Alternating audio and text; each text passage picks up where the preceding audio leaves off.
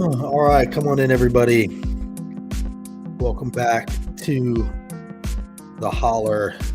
I'm Justin with the Tennessee Holler. TNHoller.com is where you can find us at the TN Holler on Twitter and Facebook.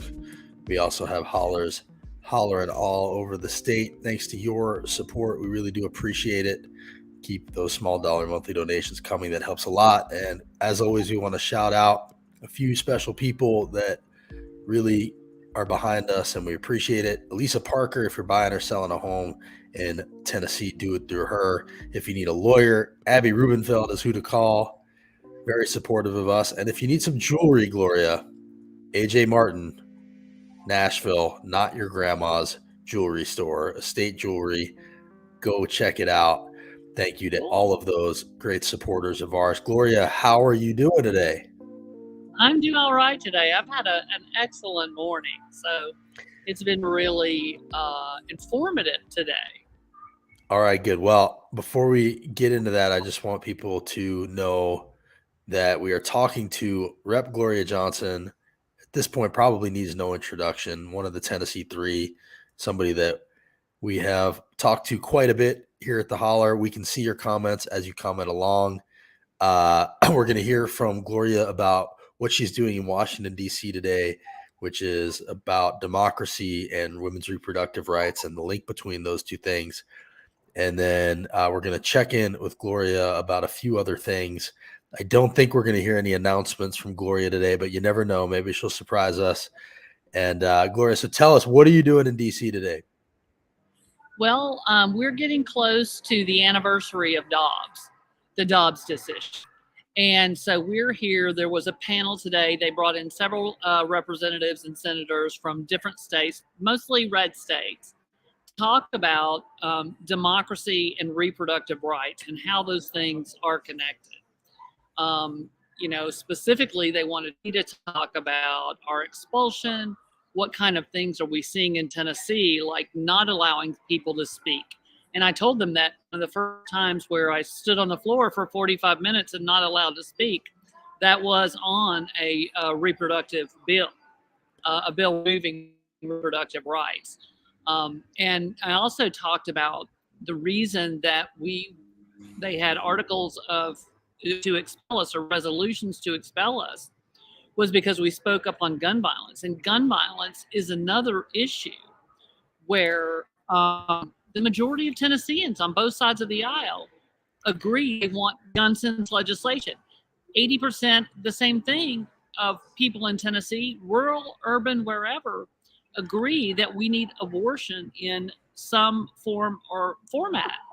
We may not agree on when that should end or whatever, but 80% of Tennesseans want abortion care on some level.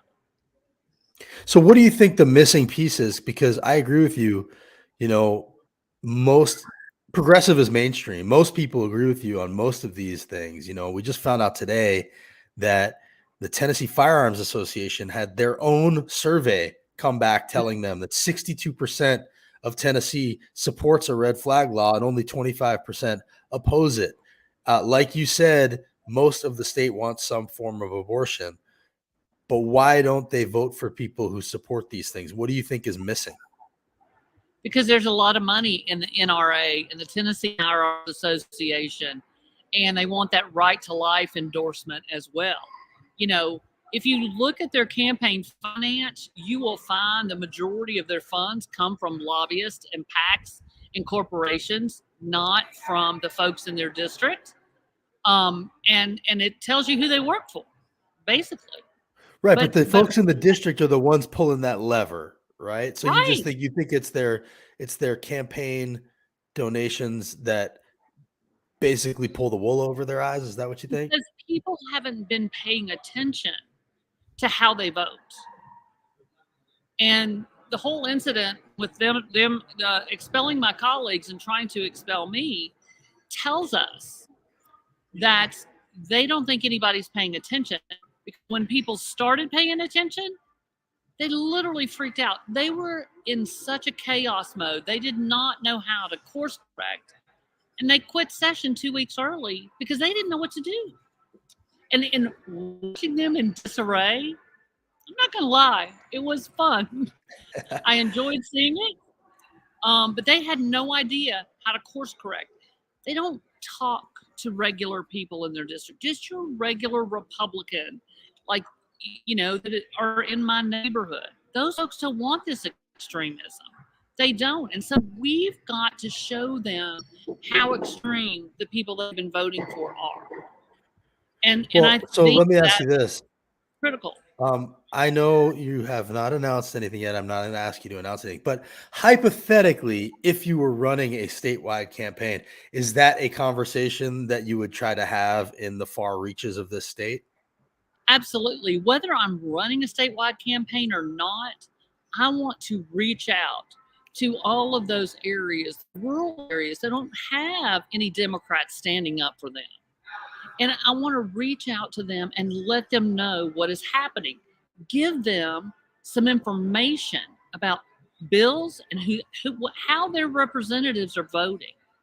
Because I have to say, that day of the expulsion hearings, when all of Tennessee tuned in and half the country tuned in, they saw what was happening at that house. They saw how people were being treated, and they saw what these guys were doing, running unchecked,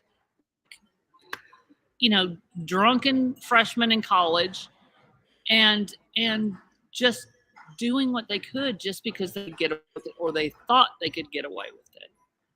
And when it all went bad for them because of their choices, because they chose to expel members for breaking a rule that has been broken a million times before, and no one has ever been expelled. Rarely have they been gotten any consequences at all. One of the things that I've been meaning to talk to you about on here, and I don't think we've had you on in a while, so I don't think I've had a chance to ask you about it, but it sort of speaks to what you're saying. Is I think you saw at one point we got our hands on a little audio in the Republican caucus where Rep. Jody Barrett was being reprimanded by his caucus for not voting to expel you, and actually may have been the difference. And in that conversation, you heard them say Democrats are not our friends. You heard them say things like Scott Sapicki saying the left wants Tennessee so bad because if they get Tennessee, the Southeast falls and then it's game over for the Republic. He said we're at war for the Republic. He said you have to do what's right even when you think it's wrong. I know you heard the, which by the way I think should be the Republican motto at this point. What did you think when you heard that audio we posted? I thought that was something that every Tennessean should hear. They are in a political battle with their colleagues across the aisle.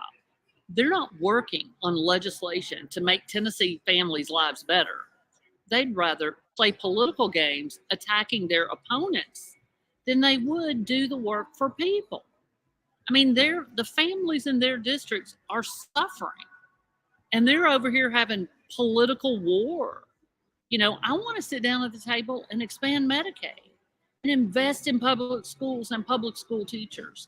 I want to bring paid family leave to everyone, and not just when it comes to having a baby, but when you have your own serious illness or you're caring for your parents. Paid family leave should be about a lot of things. In every state that's done it, we know that it's been successful for the businesses, for the workers. They are more faithful, they're happier, and they stay at their jobs longer. It all makes a lot of sense. And, I've been covering the legislature for 4 years now, and I've seen you bring these bills repeatedly, knowing they were going to get shot down, and they have been shot down. Right. Paid leave is something you've carried over and over again. Red flag laws you've carried over and over again, all been shot down. So, I know people who follow us know that. But I think that would be a good thing for you to be able to tell people in a statewide campaign if you were to choose to do that. And just, I know you're about to say something, but just to back up one thing you said, this is some numbers that we saw this week, something that I think everybody should see, which is that Tennessee is at the bottom in per pupil spending. And Governor Lee is out there saying that we're in the top 10 in teacher pay, which I don't think is true, but we're certainly not at the top 10 in per pupil spending, which is also a very important statistic. So I want to get into some of the specific policy stuff, but I also just want to let you speak to the fact that you've been carrying a lot of these bills for a really long time and they've just been getting shot down. Yeah, and I know that my red flag law is going to not get through subcommittee, but if I don't bring the bill, we don't get to have a conversation. We can have a conversation in the media, we can have a conversation in subcommittee for a minute, but the reality is, if you don't bring legislation, there's no conversation. And I had a red flag law and a safe storage law drawn up for this session, but I had so many other bills on reproductive health and DCS that I felt like I would wait on the red flag laws till this next session. If we have special session, I hear somebody's trying to finagle their way out of it, but we need to have special session, and I'll bring my red flag bill and my safe storage bill. Okay, so let's talk about that. Now that you led us to that, that's a good segue to the special session situation. So, our headline this week for our email that goes out twice a week, subscribe at tnholler.com, was call waiting. And what's Governor Lee taking so long to call the August special session? Is he afraid of Sexton and the extremists? So what you were just implying was that Governor Lee may be stalling, may be attempting to wriggle out of it. And what I'd like to do with you right now is I'm going to pull up, if you have a minute. Do you have a minute, or are we about to lose you? Mm-hmm. You got a minute. Okay. I got a minute. You got a minute. All right. So Governor Lee was this week meeting with some of your colleagues. I'm assuming he hasn't met with you yet. Probably afraid of you, but he did meet with some of your colleagues, and this is that came out just yesterday. He's interested in doing a special session, and secondly, he's open to ideas. Memphis Democratic representative. Okay, first of all, he's interested in doing a special session and open to ideas. Now, I believe that Antonio Parkinson there, and also what you're about to hear from Heidi Campbell, they're trying to give him the benefit of the doubt. They sat with him, they met with him, they're trying to give him the benefit of the doubt. They're using language that, gives him some space to do the right thing. But that is not a firm, hard commitment. Interested in doing the right thing, interested in a special session, open to ideas. When you hear that from Antonio, what do you hear? So, and I believe that he is. I do believe that. However, I think that my colleagues in the House have no stomach for it. I have heard Cameron Sexton say, we're not going to pass a red flag law. I have heard other ones. I've seen the letters some of my colleagues have written to the governor saying no special session because, they're afraid of the woke mob or something like that. And right. They're fighting for the Second Amendment, but they refuse to acknowledge the First Amendment. Yeah, people will show up at the Capitol for this because people care deeply about it. The majority of his district care deeply about it, and he's ignoring that. But he sure is going after the Tennessee 3 on Twitter, which I think has to do with him doing his penance because he voted for me. Well, I mean, and let's be clear, what Jody Barrett said was disgusting. He said that the families and the students that are coming to the Capitol asking for gun safety reform were stepping over the dead bodies of innocent children. His exact words in his letter to Governor Lee. That is offensive, insulting, disgusting. And if he is trying to make up for what happened in that leaked audio, then double shame on him. But really, there's no excuse for framing it that way. And I, that's unforgivable. Yeah, I was truly disgusted to see the language in that letter. It was horrifying. This is not someone who cares about Tennessee families. We see no respect for the human dignity of anyone they agree with. None. I have respect for the human dignity of the people I disagree with in my district. Absolutely. I believe they should have freedom in their health. I believe they should, we should honor the Second Amendment so that you can have a gun to protect your family and have a gun to hunt if you like. But there are things that we can talk about that the majority of families agree with that they are trying to end the discussion. It is like we see the erosion of democracy. They don't want to even discuss an opposing viewpoint. What are they so terrified of? They're terrified. That there's a word for that. It's called fascism, and that's yeah, what we're seeing and cowardice, over and over again. Cowardice. Right, and cowardice. Right. If you really believe in your ideas, you should be willing to have the conversation. You should be willing to listen. You should not be cutting off microphones. You should be having town halls, which we don't have enough. And I'm assuming if you did run a statewide campaign, you would have town halls where people could come ask you questions, right? Because I have to point out, as we point out over and over again here at the Holler, Marsha Blackburn has not had an in-person town hall since February of 2017. Yep. No, I would absolutely have town halls, welcome them. I welcome any questions from anybody.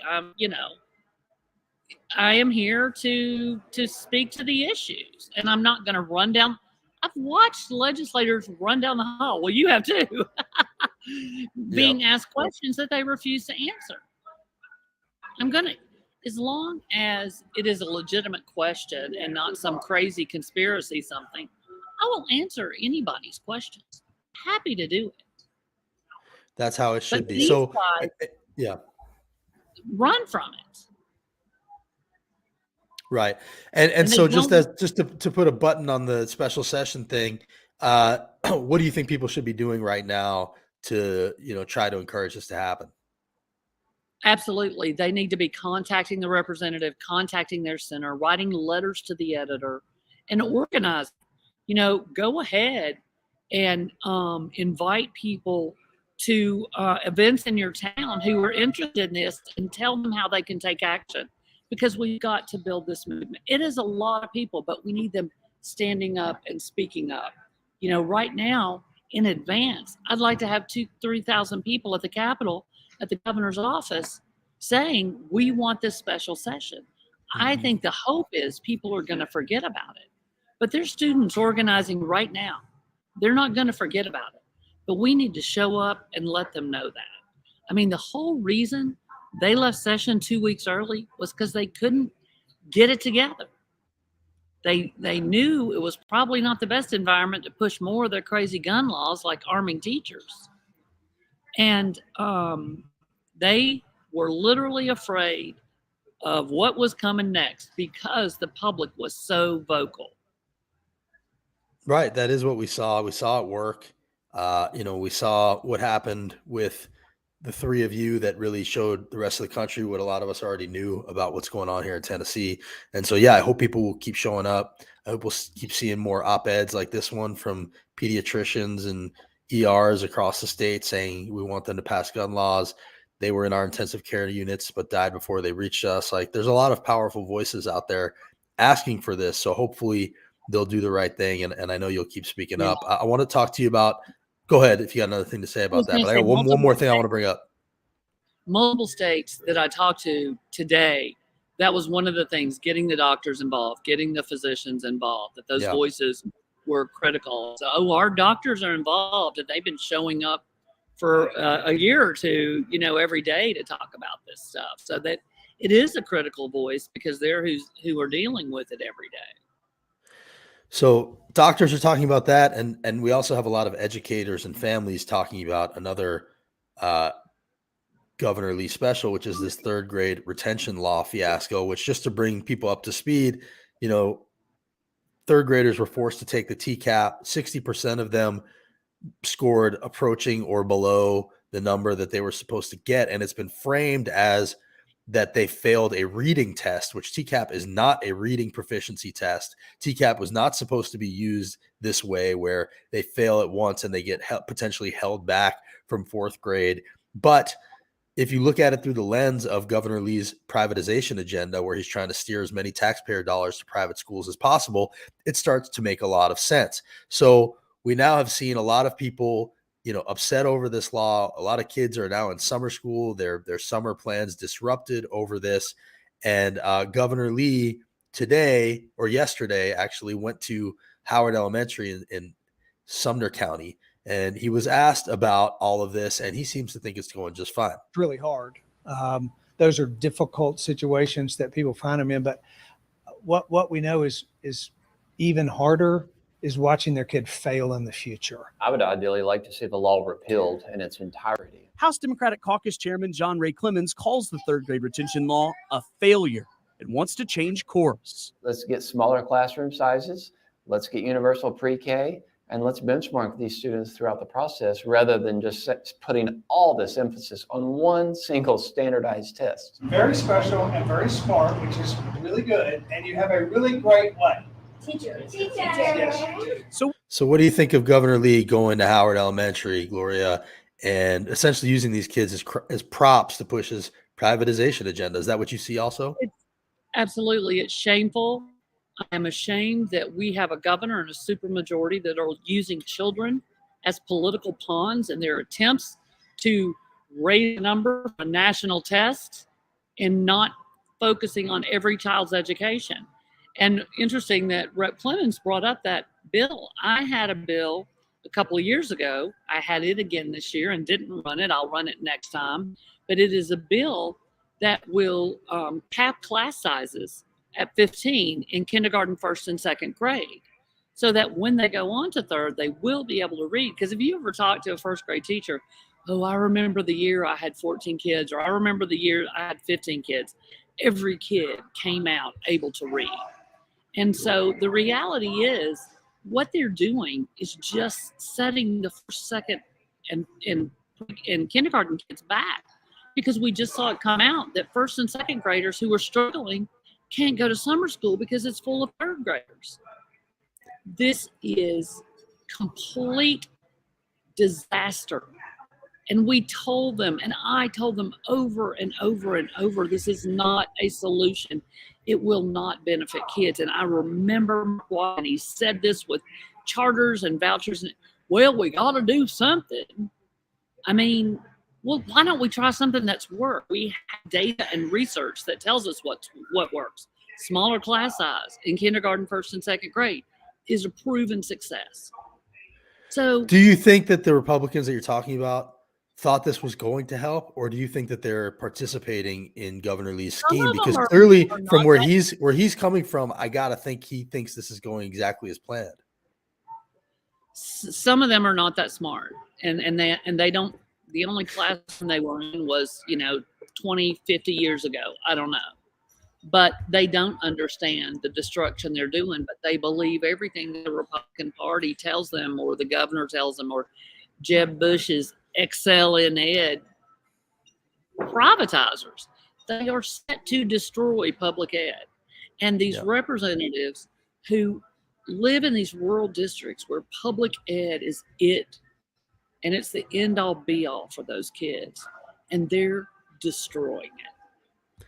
They will be held accountable. It might be a couple years down the road, but they are selling out our kids' educations.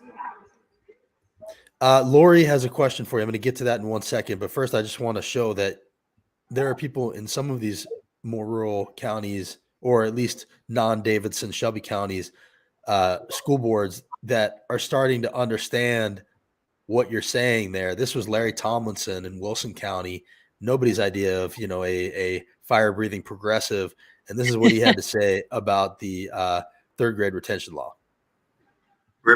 Representative Boyd asked me, he said, Larry, what can I do? I said, Clark, you've already done it. You passed it. And he said, well, I'm just now beginning to hear from people. So they're wearing me out. I said, well, they got a right to wear you out, Clark. One test doesn't define what a student knows. There's some of them that probably read about it. Some of them have probably followed it. The rest of them, it just sort of flew right over their head. But now that the results are out, and they see the consequences, they got every right to do it. And I'm probably going to make a lot of people mad when I say this tonight, and I really don't care. But the bottom line here, ladies and gentlemen, is you've got some people down there in Nashville that wants to do everything that they can to make public education look bad. And this was a tool, a form, a route to do that. And that's what it all amounts to. So it sounds like the message is getting through here, Gloria, at least to some people. I appreciate that Larry was willing to stand up and say that. Do you think he's in the minority as far as school board members who understand that? Mm-hmm. Yeah, well, good on him. We need more people. understand digging in and speaking up. Because school board members, most of them aren't teachers either, and they haven't been in the business or they haven't been in education, and they don't understand. We have buckets and buckets of research on what works, but Tennessee is ignoring that. And they're doing, I mean, do you know how much research there is on retention and how horrible it is for children? There's an endless amount of research on education that says retention is a horrible thing for a child. Retentions do happen. They should be few and far between, and they should be decided by the local school, the teachers who know the kids, the principal, and the parents. That's who need to decide that. Where's their parental? Where are their people screaming parental rights over here? They're not. That's right. They want the Exactly. legislature to decide based on one number. Come on, guys, at least be consistent. Lori is asking, she's a pro teacher and pro Gloria person. She says, love the smaller class size idea. However, we're losing teachers fast. What can be done to address that? And actually, in the very same school board meeting that we just played a clip from, why do we pay them? Exactly. Yeah. But in that same school board meeting, earlier in that school board meeting, a Wilson County teacher resigned on the spot, citing a lot of things, including student behavior, but including the way they've been demonized. And yes, teacher pay. What do you think we can do? And by the way, I want to point out again, that is a feature, not a bug for Governor Lee. When he sees teachers resigning and talking about how miserable they are, he doesn't think, oh no, we got to do something. He thinks, good, because that's my privatization plan working, because now people will be disillusioned with public schools. They'll send their kids to private schools. They'll use vouchers. They'll go to charter schools. They'll homeschool, and more will strangle public education and be able to steer those billions of dollars to our friends and our ideological partners. So what do we do about this? Well, we've got to get loud enough for everyone to understand this. You shouldn't be on the school board if you think charters or vouchers are okay. School board is for public school supporters. And if you support charters or vouchers, you do not support public schools, period. End of sentence. Need to educate the voters about that. That's just all there is to it. We have got to pay teachers. This is a lie that Governor Lee is talking about, this great increase in teacher salaries. Well, Arkansas increased their teacher salaries to $50,000 this year. We've got the money. Why are we waiting till 26 or 27? You know, by the time we get to 2026 or 27, that 50K, guess what? We're still going to be below pay that from 10 years ago when you consider the cost of living. So they're acting, oh, you know, in 2045, we're going to be paying $60K, and it'll probably be half of what the cost of living is.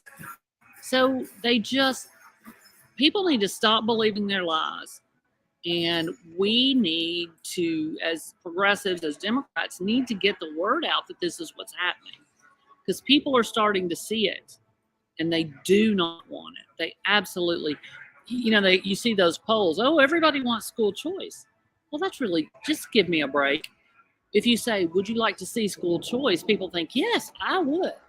But they're not thinking about charters and vouchers. They're thinking like, well, we have career prep in Knoxville. We have magnet schools. We have alternative schools, all of these things. That's choice.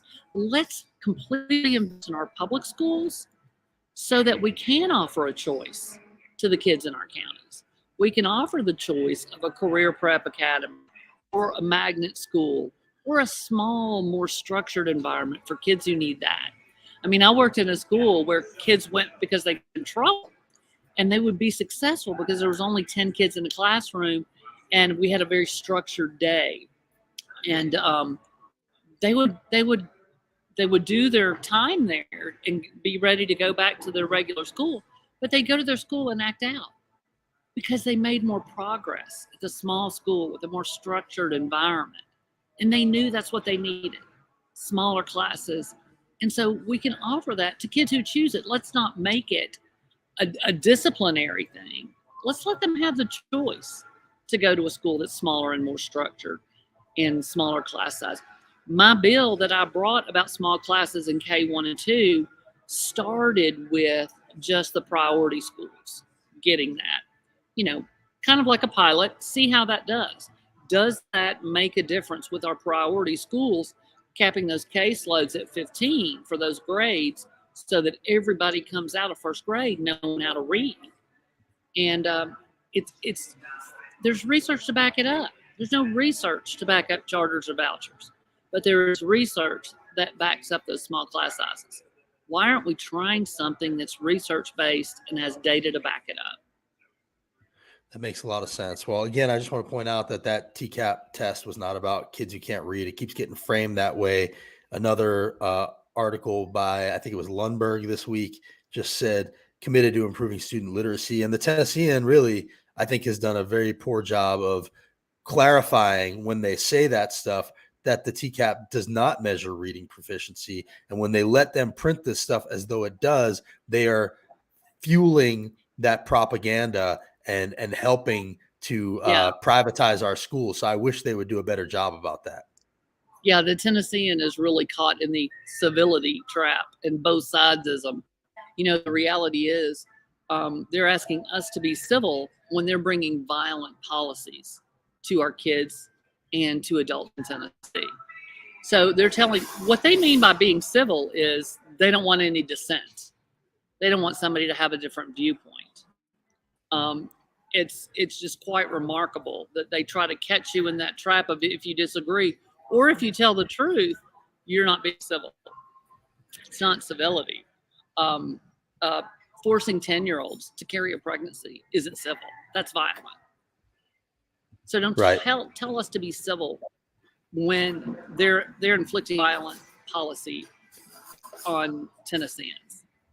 Absolutely. All right. So I'm not going to ask you to announce anything here, but when can we expect a decision about whether or not you will run for Senate? I'm going to at least ask you that.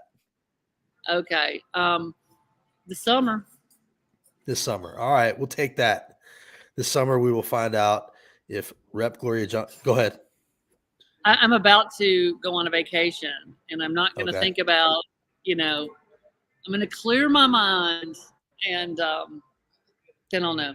It's going to come to All right. Well, I know that Holler fans definitely are looking forward to you potentially doing that. You know, Marsha Blackburn was who I ran against, so she's very motivating for a lot of people.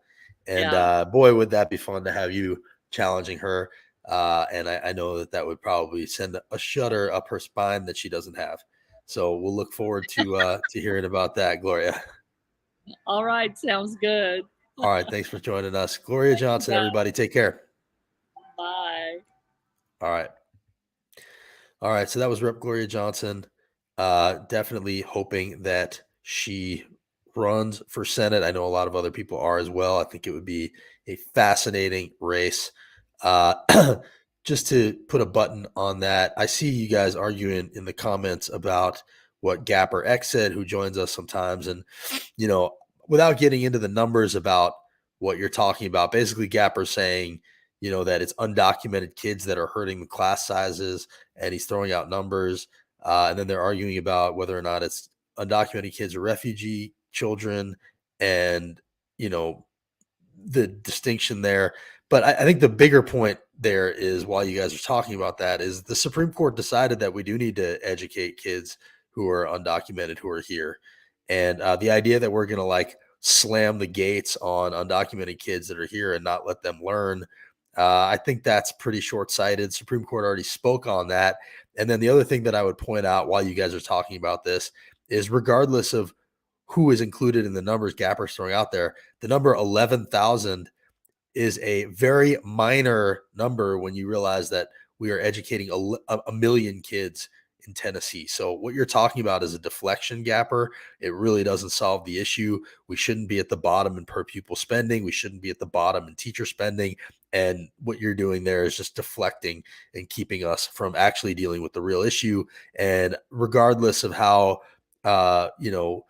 confused your point might be, it's the wrong point to be making. And it's a cruel point, frankly, that you want to make these kids not learn. And it's also not going to solve the issue. So it's a deflection and a distraction. And let's focus on the real issue. And honestly, I think it just helps people hurt our schools when you do that. So I wish you wouldn't. I know you're going to. And I see that you guys are talking about that in the comments. The other thing I just wanted to show you guys before we go, this was the superintendent in Wilson County who he took issue with the TCAP being used this way also. And he basically said, this is not a reading test. He has been asking people if this is a reading test, and he has not gotten a straight answer about it. And that's because it is not. So here's the superintendent of Wilson County. I believe wholeheartedly that one test should not determine retention. We did a resolution on that. At this point, though, that law passed. I made my statement early on, was on the phone multiple times with people expressing my concern over this. Does it measure reading grade level? That's where we need to start in this state. Nobody's answered that satisfactory, in my opinion. I've watched all the hearings. That is my biggest concern with it. To state that only 35% of our kids in the state read on grade level third grade, as an educator, 29 years, I would disagree with that. On what I have seen in the classroom and what I see how our kids project and what they're able to go on and accomplish. So there's a superintendent in Wilson County. Now, that's not Nashville. That's not Memphis. That's Wilson County. And there's the superintendent saying that our kids can read, and that statistic about only 30% of our kids being able to read is just wrong. Yet people keep saying it. Governor Lee keeps parroting it. We just saw Lundberg write another op-ed in the Tennessean where they just print this propaganda without questioning it. And I'm frankly fed up with it. It's just not true that only 30% of our kids can read. It's also not true that the TCAP measures reading. These kids can read. Some of the kids who failed that test were reading letters that they were writing to Governor Lee and these legislators, and they were better writers and readers than most of the legislators that I've come across, who frankly should be forced to take that test. Let's see how they do. I took it. I missed a few questions. It is not simply a reading test, but it's being held out that way. And it's being held out that way by people who see our public schools as a piggy bank to be rated. And that's what's going on here. So have your eyes wide open about the privatization efforts happening in our country and in our state. Governor Lee is the tip of the spear in terms of the attack on public schools here in Tennessee. And that TCAP situation, the third grade retention situation, is absolutely part of that privatization scheme. So I just want everybody to be aware of that. I want you to go make other people aware of that. And maybe we can get people to understand what's actually happening so that when Governor Lee goes and does these photo ops with our kids and pretends to be trying to help them. These are summer school kids who are in summer school because of his third grade retention law. And he's there doing a photo op acting like he's helping them when really his entire purpose is to take money from that school that they're in and steer it to privately run charter schools and private schools through his vouchers. It's pretty gross when you think about it. It's pretty shameless what he's doing. And to do it while standing there with those kids and act like everything's fine, really not cool. So watch this space, as Rachel Maddow likes to say, and we will keep talking about this third grade retention law. Appreciate that Gloria's willing to come on here. I know that if she runs for Senate, she will be out there and she will absolutely talk about these things in the far corners of the state. Thanks for watching. We'll see you next time.